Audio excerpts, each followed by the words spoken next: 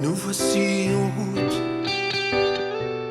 vers Jérusalem, le temps venu t'offrir le sacrifice. Mais deux petits garçons marchent tout près à mes côtés, avec pour seule mission de garder l'agneau. Papa, papa,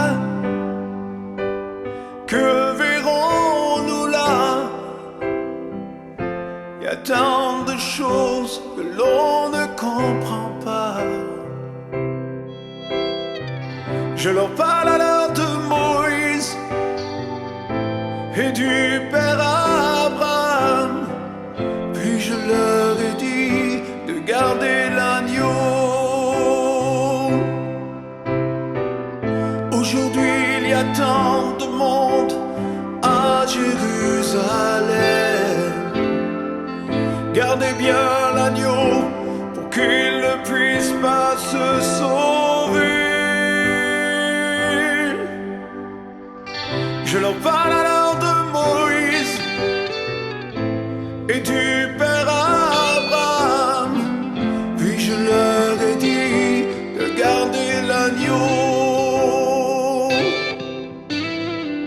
Qu'y a-t-il dans cette ville? Quel tumulte étonnant! Où sont tous les adorateurs et leurs chants entraînants? Saisis d'effroi tous les trois, au milieu d'un monde en colère, je peux entendre la foule hurler. Crucifix-le!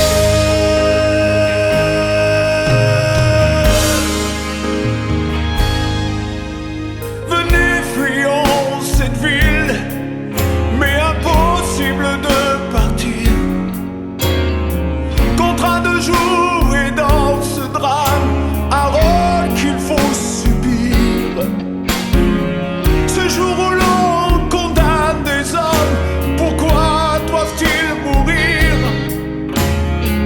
Mais que faisons-nous donc là, jusqu'à ils vont sortir? Ils arrivent, je crie, c'est les voilà.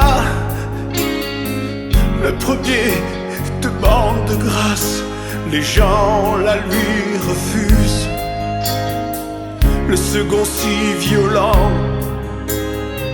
arrogant et criard, défie la foule dans sa colère. Je peux encore le voir. Alors on dit, voici Jésus. Je n'en crois pas mes yeux. Cet homme battu à mort, il tient à peine debout. Le sang coule sur son corps, son front percé d'épines, rougissant la croix, tombant seul sur le sol. Témoin de ce dur combat, je le vois s'écrouler. La lourde croix heurte son dos, la foule se met à hurler. Alors je me sens transpercé et je me sens perdu, quand un soldat romain m'attrape le bras et crie: toi, porte sa croix.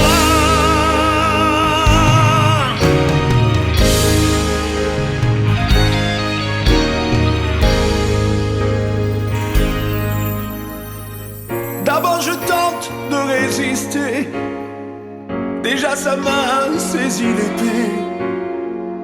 Tombant à terre, je prends la croix du Seigneur. Je la charge sur mon épaule et je descends la rue. Le sang déjà répandu vient couler sur mes joues.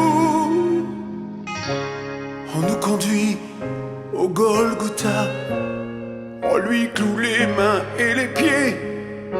Puis, sur la croix, je l'entends prier. Père, pardonne-leur. Oh, jamais je n'ai vu tant d'amour luire dans un regard. Entre tes mains, je remets mon esprit.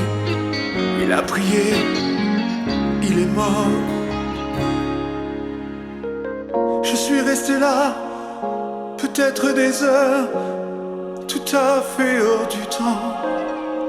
Soudain, je sens de petites mains s'agripper à moi.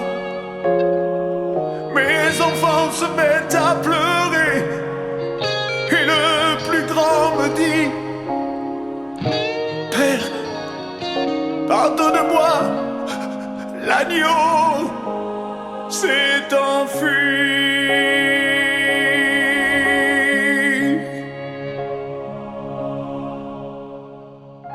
Papa chéri, que se passe-t-il ici? Il y a tant de choses que l'on ne comprend pas. Je les prends alors dans mes bras, les tourne face à la croix. Puis je leur ai dit: mes chéris, voici l'agneau.